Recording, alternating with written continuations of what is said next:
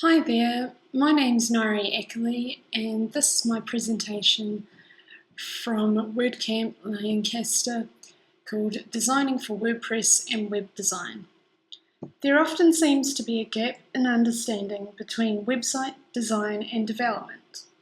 The aim of this presentation is to give you an understanding of both sides of design and development so that designers and developers can extend their skills and work better with each other coming from an informed point of view.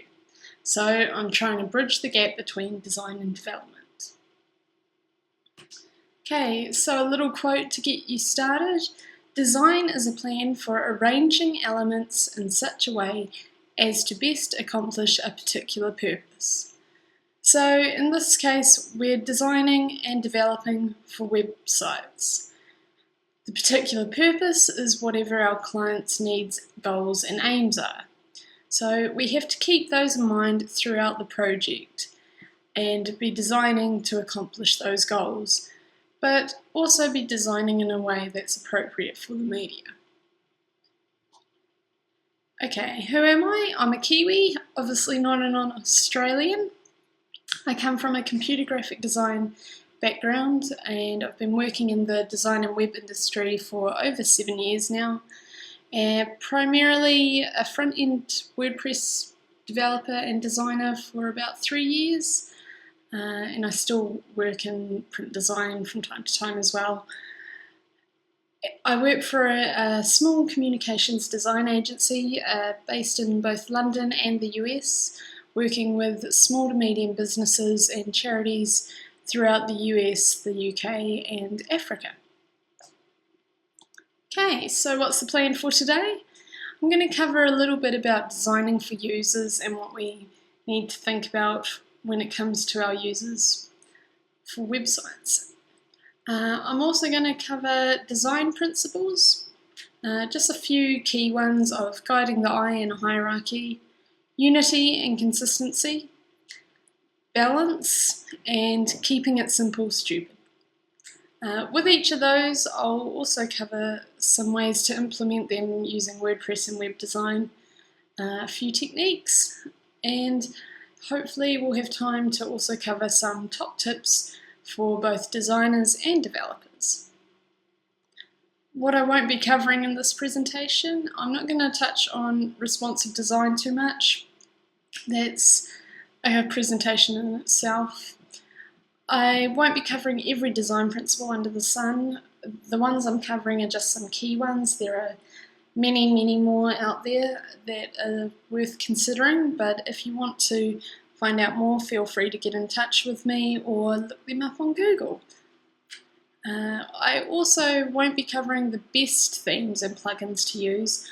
I will touch on a few that I recommend, but those personal recommendations, every designer and developer has their own opinions. I also won't be covering how to design and what programs to use or how to develop. Both of those are way too big of conversations for this presentation. Okie dokie. Getting started, we're going to cover designing for users. How often have you or one of your clients or users looked like this? Frustrated, looking at a website, wondering why the heck you can't find something, or why is the website doing what it's doing? You're frustrated, you just want to get where you need to be. So, how do these users think? A typical website user appreciates quality and credibility. They don't generally read, they'll scan to find exactly what they want, and if it's not easy to scan, they won't bother. They're impatient and they insist on instant gratification. They don't always make the optimal choices, and they're going to follow their own intuition. Not what you think, not what your neighbour thinks, not what the client thinks. The user will do what they think, and they want to have control. So what we've got to try and do is we've got to work out what our goals are and try and push those in a way that allows the users to still think they are in control and they can do what they need to do. So it's thinking for them, really. So, how can we help users? We shouldn't make users think. They've already gone to the whole trouble of entering in our website URL that they've probably spelt a few times wrong. So they've finally got in there, so let's take the thinking away from them. Let's do it for them. Let's try and focus the user's attention on certain elements. Let's strive for simplicity, trying to do the most with the least amount of visual elements, keeping it simple, clear, and allowing important features to stand out. Let's not be afraid of white space. When I say white space, I mean empty space around elements. Let's encourage it. Let's let our content breathe and encourage users to read more. If it's more spacious, they're going to be more enticed to read it easily. And let's communicate effectively with a visible language, organising content, design and functionality in a clear and consistent structure. Think about the relationship between elements, keeping it legible and readable.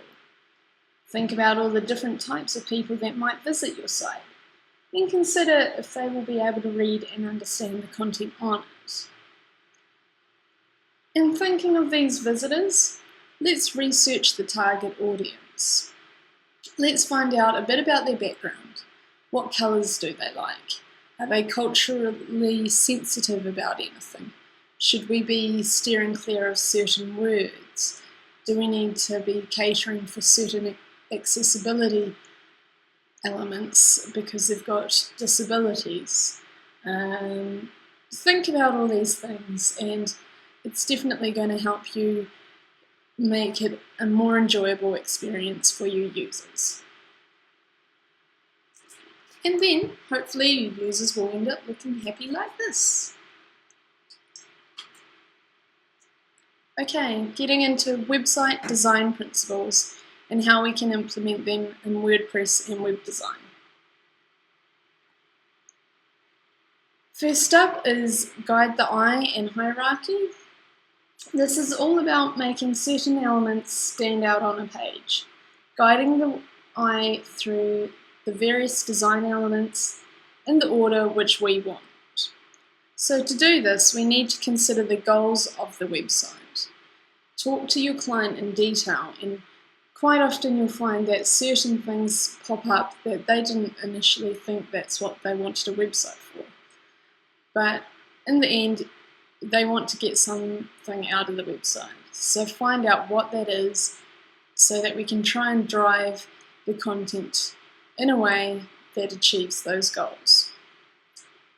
Once you've got the goals, they can drive where on the page content is positioned. So when it comes to positioning, like a newspaper, where the design elements are on a web page impacts on what order they're seen in.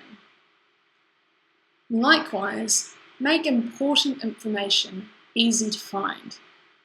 Whether it's contact information, a feature, a call to action, or a logo, these should be easy for the user to locate wherever they are on the website. Okay, so getting into a bit of an example for guiding the eye. This is a WordPress website called Butterfield and Robinson. You can see right from the get-go on the homepage they've got a large image that captures your attention.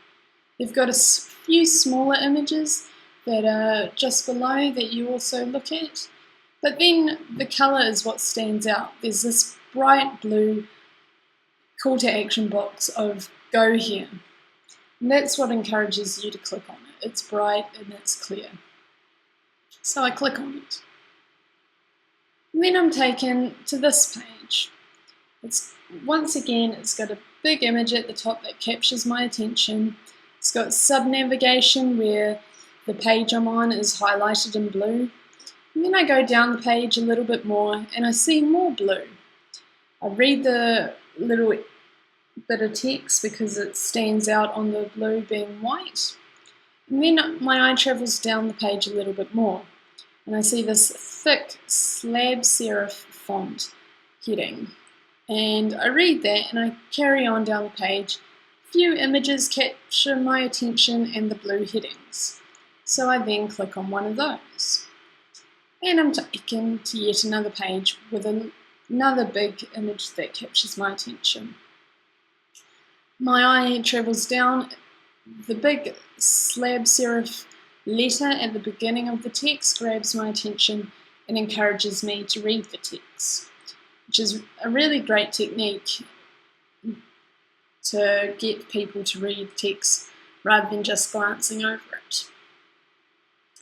And then my eye travels through the rest of the page. I see that they've got a few different colours going on, but it's the colours that have the most space that capture my attention of the buttons, the detailed itinerary and the book now. So I'm going to click on one of those because those are the bigger elements in colour. What's worth noting is that the share icons just below the image have been put into grayscale. This is so that they don't detract your attention from the main goal of the page to click on either detailed itinerary or book now. So this is quite a good technique that I'll also touch on further into this presentation. Okay, so when it comes to WordPress and web design, how can we use the principle of guiding the eye in hierarchy? Like the example, we can use big images or we can use slideshows. This is a great way to capture your attention the moment you reach a page. When it comes to slideshows, you can consider using both text and images. A good plugin that I've found that's responsive is Soliloquy Lite. You can see below that this is the default layout. You can change the size of the slideshow quite easily, and you can have your own little captions. Now, because this is the default CSS, it's worth thinking about how we can make this reflect our own design, suit the rest of the web page better, suit our client's branding, our client's tone and style. So why not convert the CSS and still keep it SEO friendly, still keep the text as text rather than image. We can convert it into something like this. Bigger text, grabs your attention a bit more, background image, different colours, that sort of thing. It's worth thinking about how you can convert various slideshows or plugins to suit your client's needs better than just using the default. It's not that hard to overwrite the CSS in your own style sheet. Okay, and like I mentioned before, we can use big images. So when it comes to, say, your blog roll or your news, why not think about highlighting your latest news item or your latest post, or maybe a post of interest. You can do this by various things. You can think about having a bigger image, bigger heading, you can have a longer excerpt, you can have a call to action, you can have a background colour. All these things could be considered to customise your blog or news items. And you can see that this captures my attention on the page, and then next to it I've got the smaller images of the other news items with a smaller excerpt. So that's a good way to grab people's attention the moment they come to your site. Okay, now quite often you might find, particularly on your home page or maybe your sidebars or other elements on other pages, that you don't have enough text boxes on the admin side, or maybe you can't figure out how to have multiple images, that sort of thing. This is where advanced custom fields plugins come in handy. Basically, it allows you to select any, well, nearly any type of text box or extra custom fields that your page might need. Whether it's a checkbox to select if a certain custom post is showing on a page, that sort of thing. These can be used on pages, posts, custom post types, all sorts. I won't delve into it too much, but it's definitely worth looking into just to help achieve the design that best suits your needs to help guiding people's eyes through the site and create that sense of hierarchy. Okay, jumping into unity and consistency. This is all about making website elements relate and work well together. Written content and messages should also be consistent as well as the design. Now, quite often you can't control how content is written, but you can encourage your clients to have the correct tone. If it's a professional corporate company, they're going to have a certain tone to go with their text, and that should be carried throughout the website and throughout the design. You don't want to have different tones going on too much. Quite often that might mean talking to them about who's doing the writing for the website and making sure that the people that are doing the writing are all on the same page in terms of how it should sound.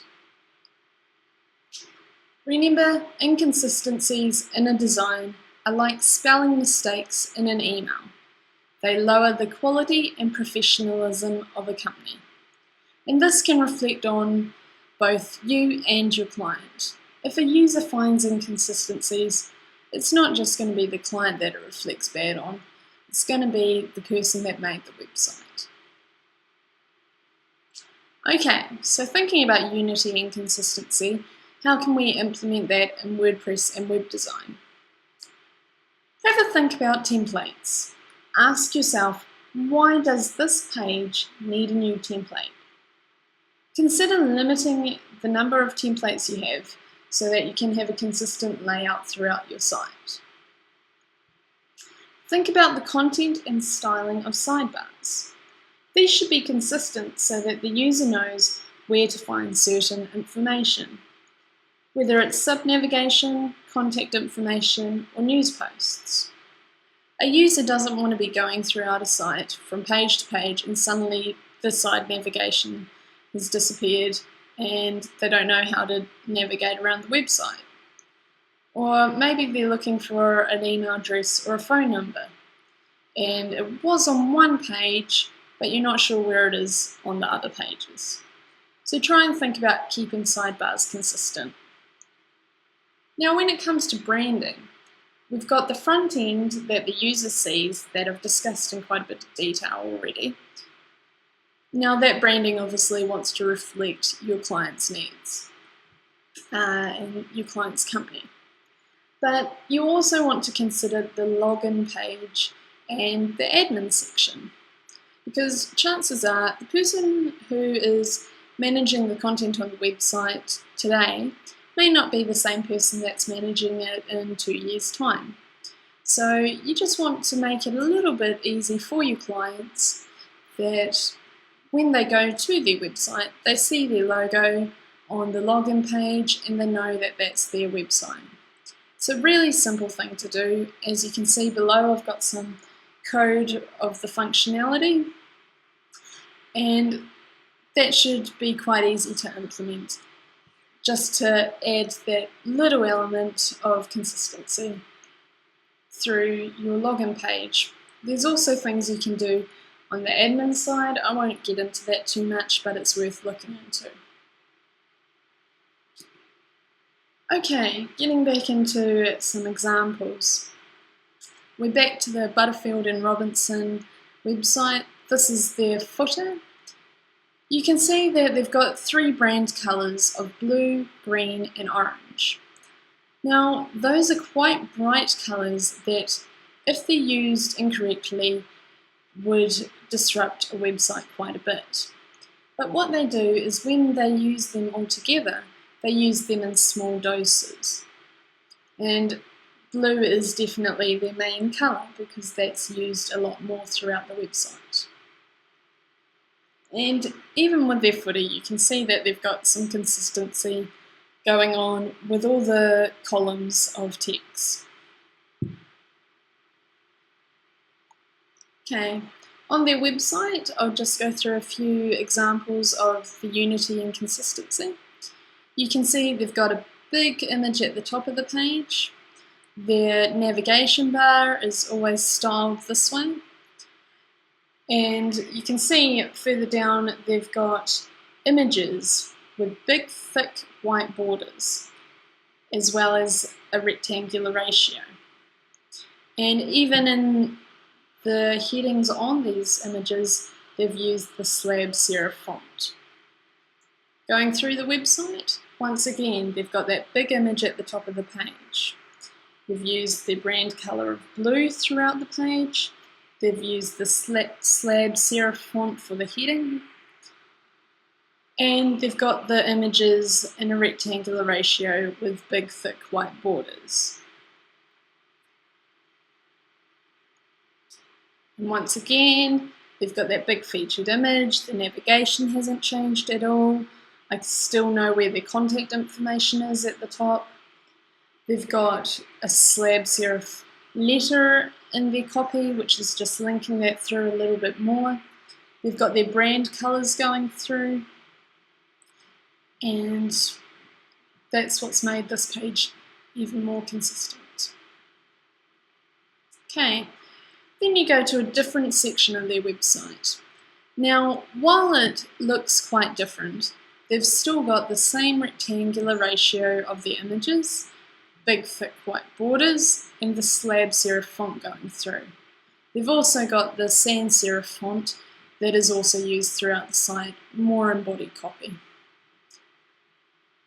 So that's a way to show that you can have different templates throughout your page, or maybe different backgrounds, and still keep some consistency going through.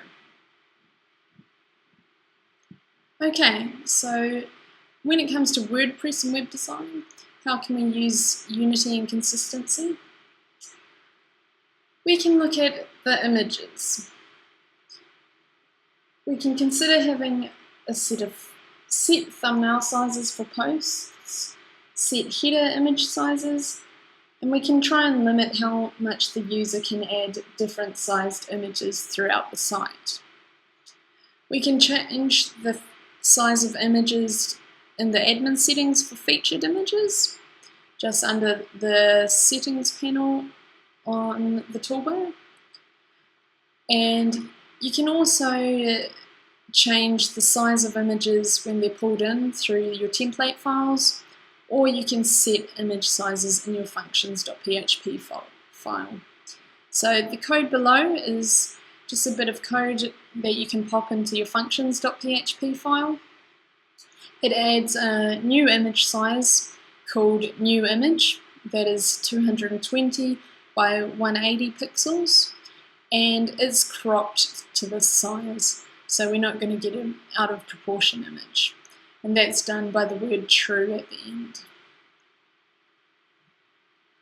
Okay, so when it comes to websites, quite often clients will want some related logos or partner logos that they just need on the website, but they don't need to be too prominent.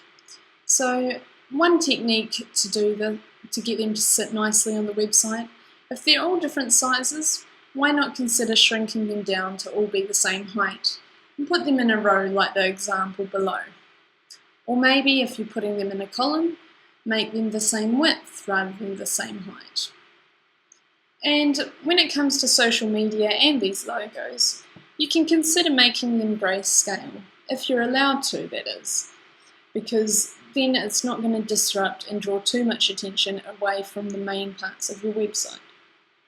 Same thing goes for the social media icons. If you don't want them to be grayscale, you can consider making them one of your brand colours or a tint of your brand colours. That way, you're still going to have the same shape and they will still be recognisable, but the colours are just going to fit in a bit better with your website. And when it comes to having too much copy on a website,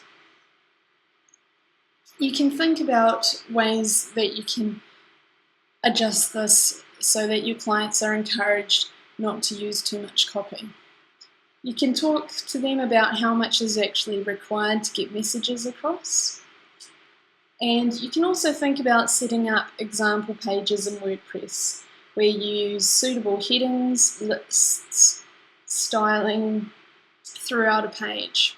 That way, if they are going to make another page or change the content, they can look at what you've done in your example and try and reflect that so that their design is still kept consistent over time as they add more content. Okay, when it comes to colours in a website, I quite often try and use one or two bold colours. These might be the brand colours, and a couple of sub-colours. These could be tints of the brand colours, or they might be paler colours such as a light grey or a beige, those sorts of tones. They don't shout at the user, but they just lift it off the background a little bit. Now, if your pages are looking a little bit bland, design with images in the page, because quite often your images will bring a lot of colour into the site. Think about what sort of images your clients might use in the site and try and pick some similar ones when you're designing. It's so important to design with images rather than just black boxes, because they really do change the amount of colour that is going on in a website. I've got a couple of examples of colour schemes below. I've also got a few more in the resources section at the end. The one on the left is called colorschemedesigner.com.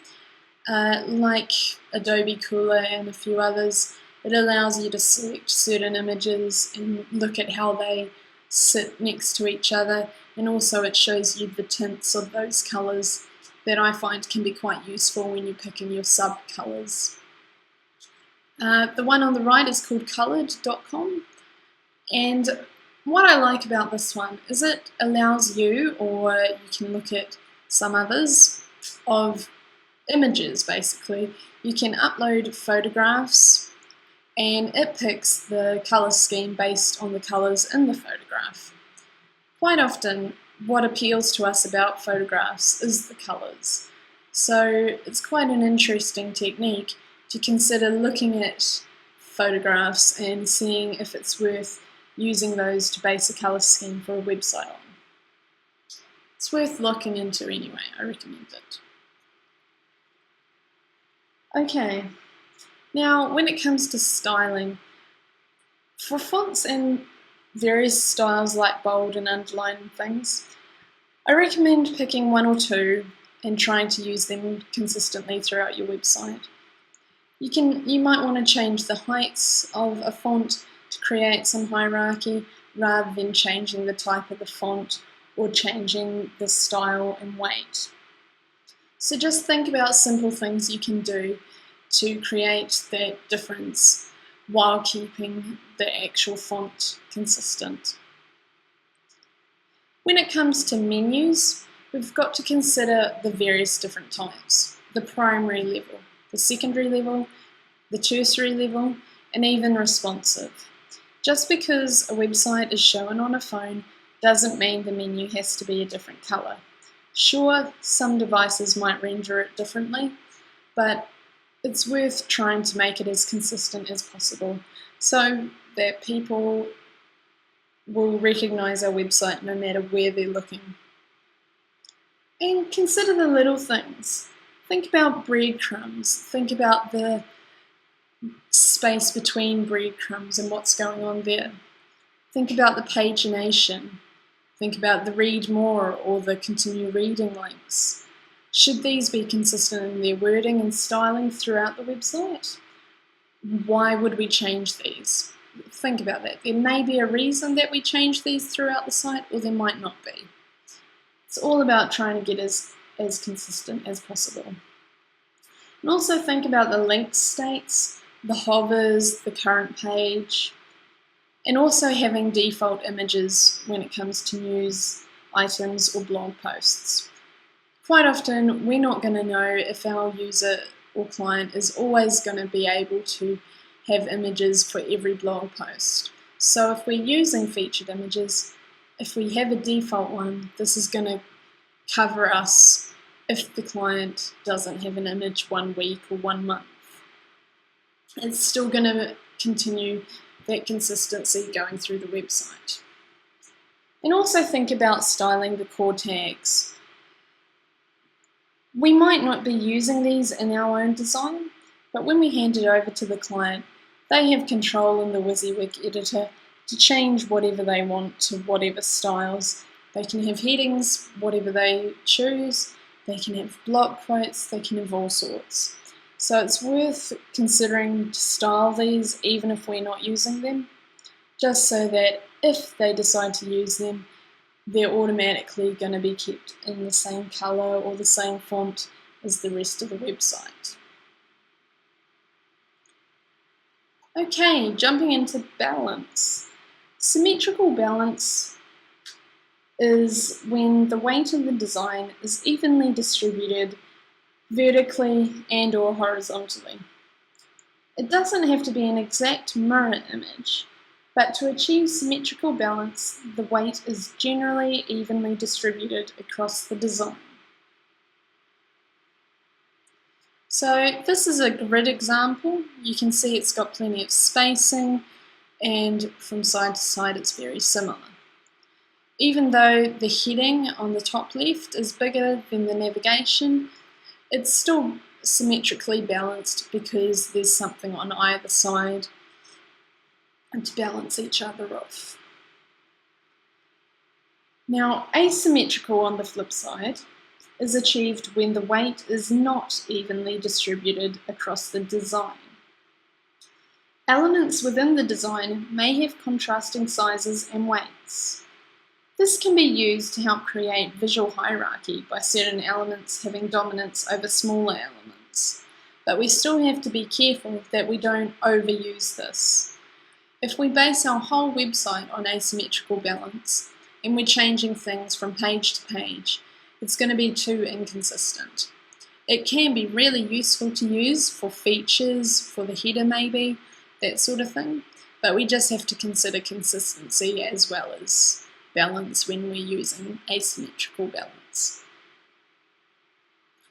So this is an example. They've got a big graphic on the left hand side and then plenty of white space to draw the user's attention into the heading and the navigation. Okay, then we've got colour balance.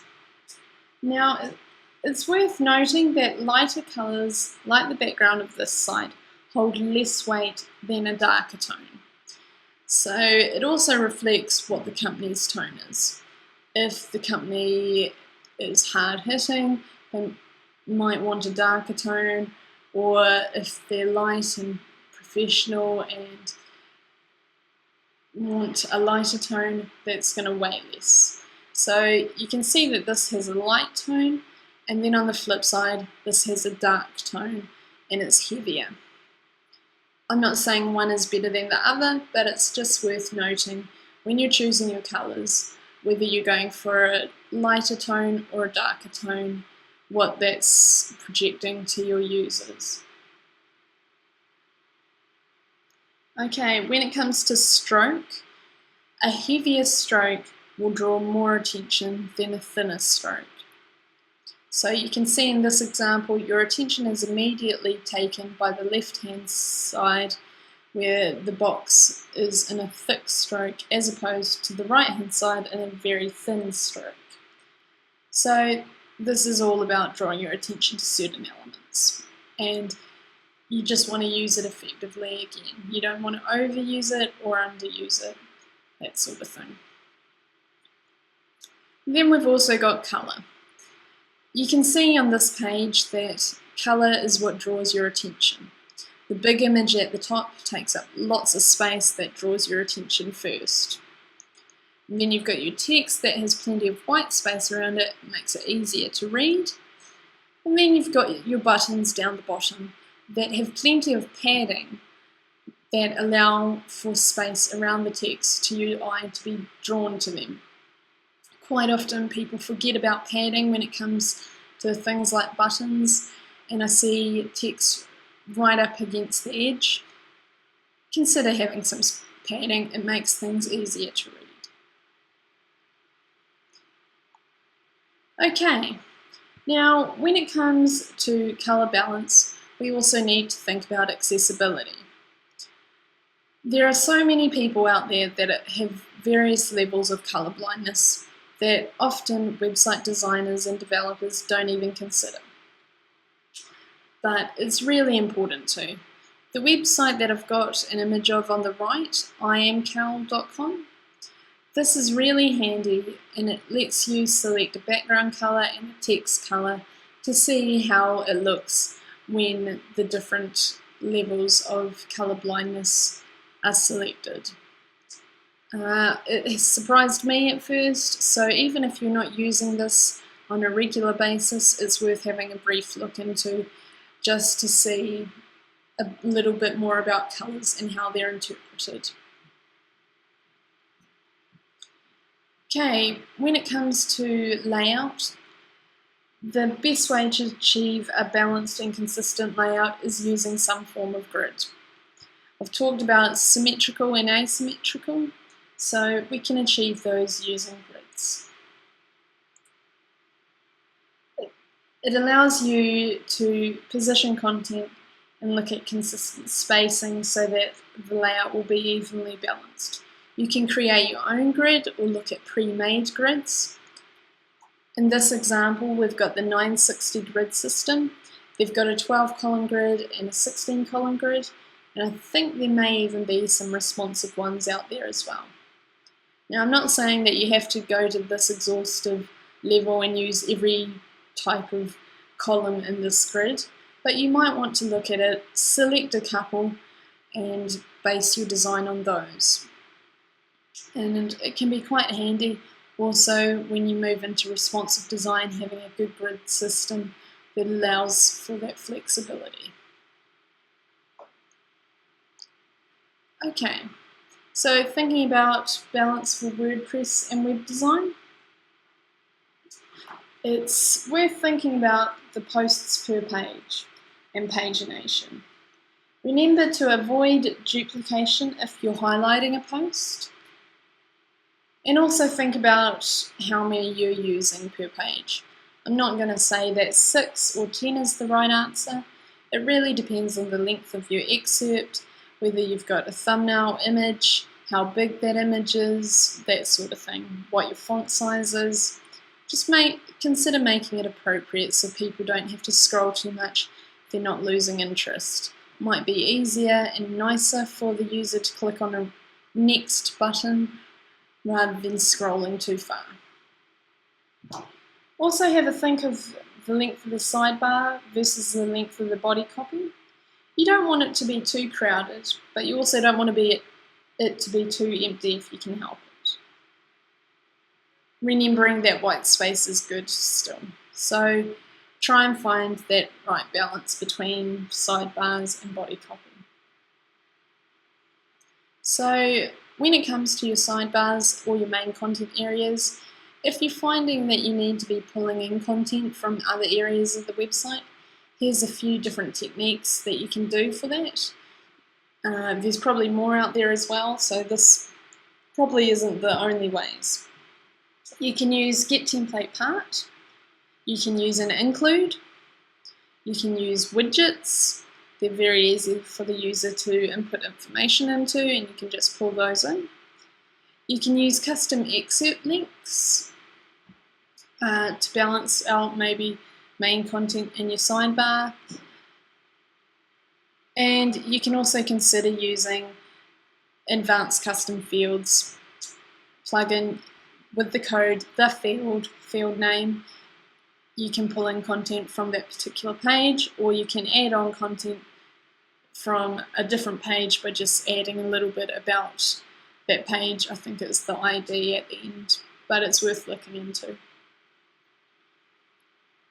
Okay, it's also worth thinking about line heights, having spacing, looking at headings, looking at the distance between paragraphs, the distance between columns and that sort of thing.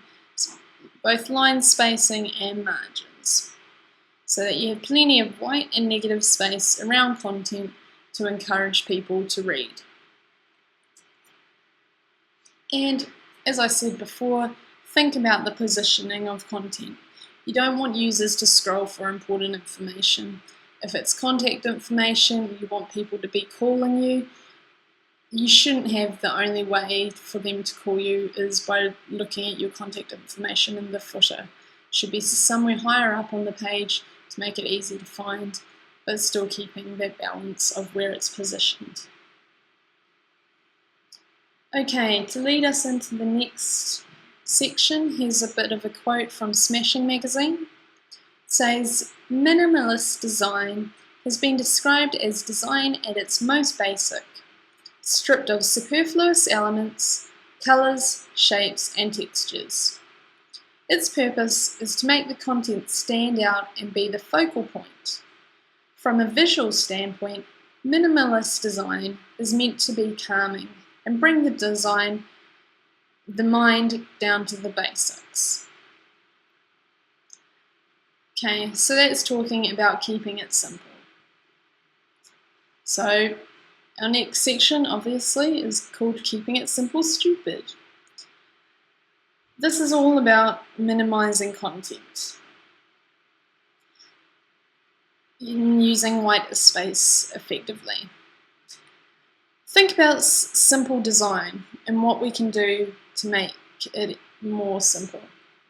Consider creating limitations for yourself, whether it's limiting the colours, limiting the fonts, or limiting the variations between elements. Remember to think about margins, padding, line height, and the number of different styles you're using. Try and keep it consistent and simple. Okay, here's an example.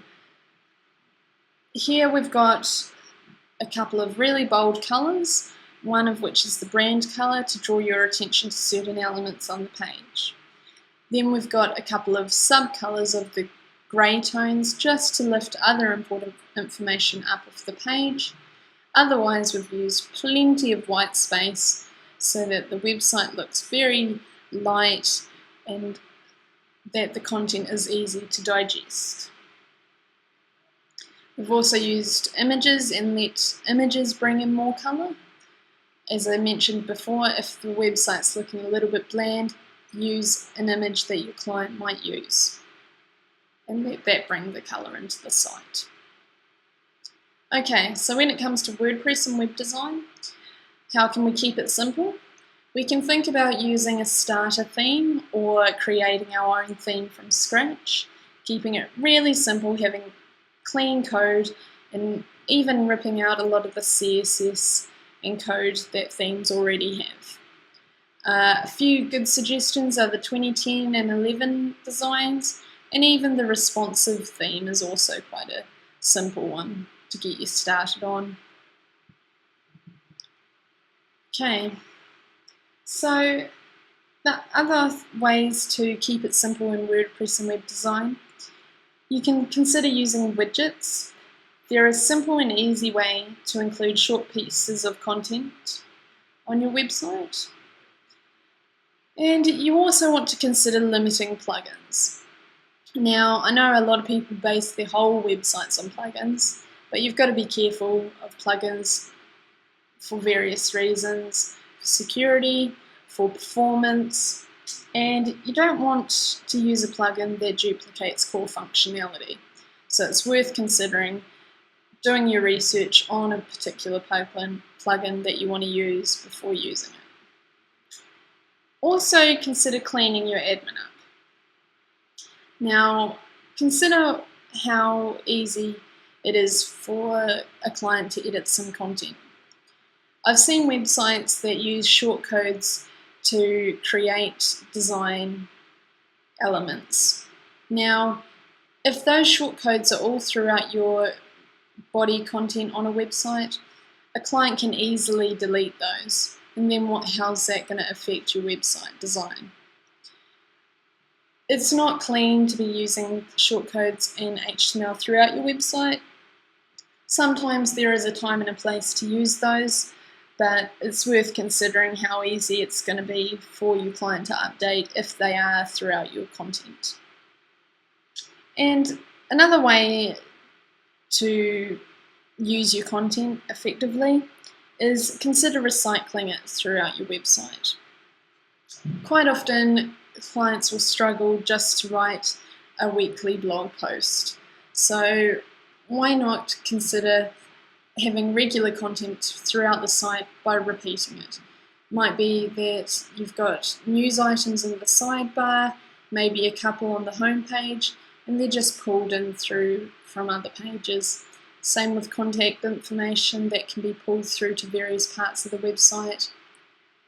So have a think about how you can best utilize the content that the client provides you. And a little quote to round that off: a designer knows he has achieved perfection, not when there is nothing left to add, but when there is nothing left to take away.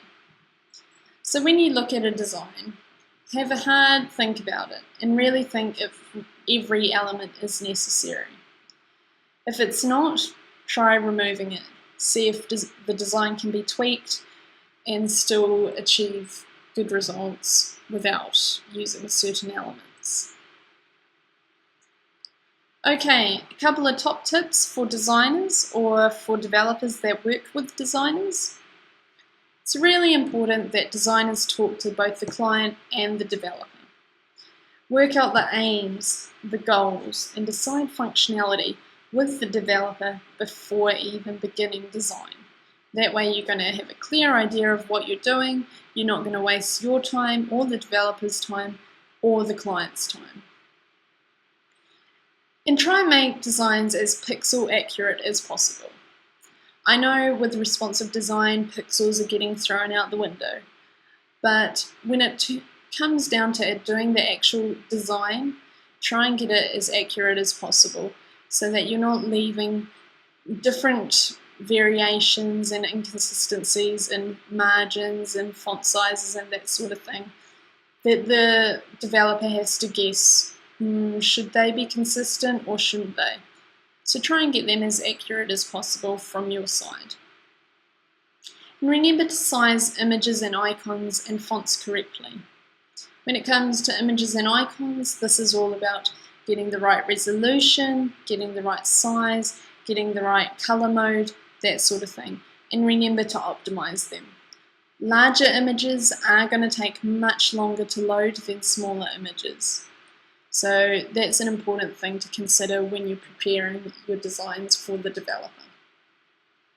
And when it comes to fonts, consider web fonts rather than print fonts. If you're using print fonts, they're going to have to be converted into an image, quite possibly, to be able to be used on a website. That can get a little bit messy, and sometimes if it's not coded properly, it can have SEO issues. So rather than doing that, have a look into web fonts. There's plenty of free ones out there as well as some that cost. So have a look into those and try and base your design using appropriate web fonts or default fonts rather than print fonts. Also consider browsers and devices and think about when you're designing how important is that element to the design, because if you use, say, a drop shadow on something, quite possibly IE7 won't use it. So you want to consider how important certain design elements are to a design. And if they're going to be dropped off in some browsers or devices, well, how important are they really?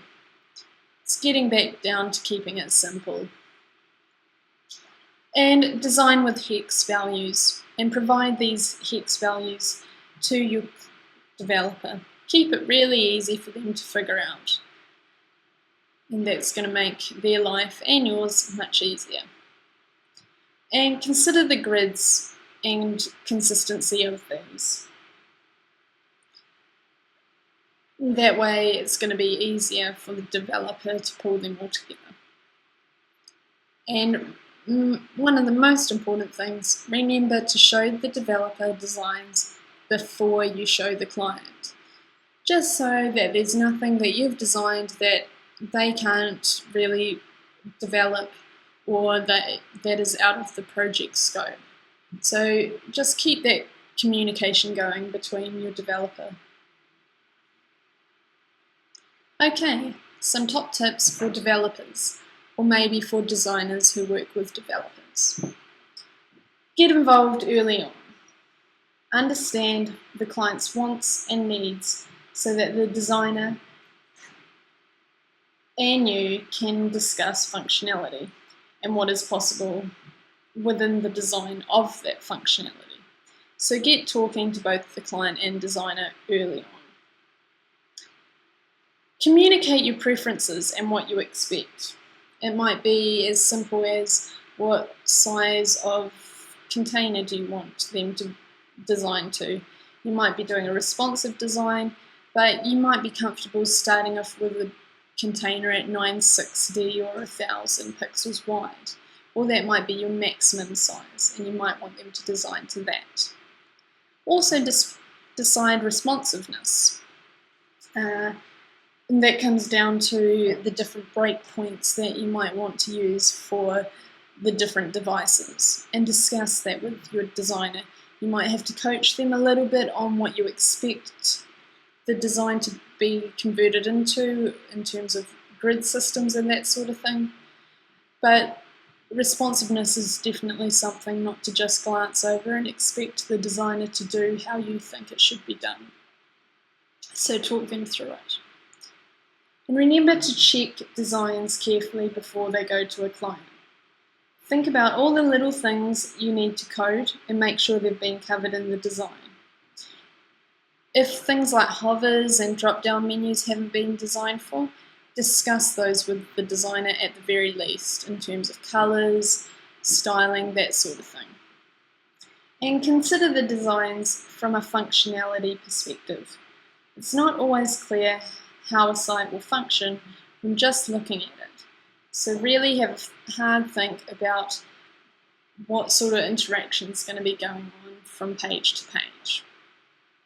And also consider what templates haven't been designed for and how those are going to look. Okay, so here are some resources, some of which have helped me create this presentation and some of which are just suggestions to read. There's a few presentations in there, The Invisible Side of Design, that's really worth looking into for a different perspective on design. We've got some colour scheme inspiration down there. I've added in a few extra colour schemas. And when it comes to those, it's about finding the right one that you're comfortable with, that achieves what you want. Okay, if anyone has any questions, please feel free to get in touch with me or the company I work for. And so there's lbdesign.tv and my personal site designac.com, my blog kiwifootprints.com, or get in touch via Twitter, Ngaire Ackerley. Thank you, and I hope this has been beneficial.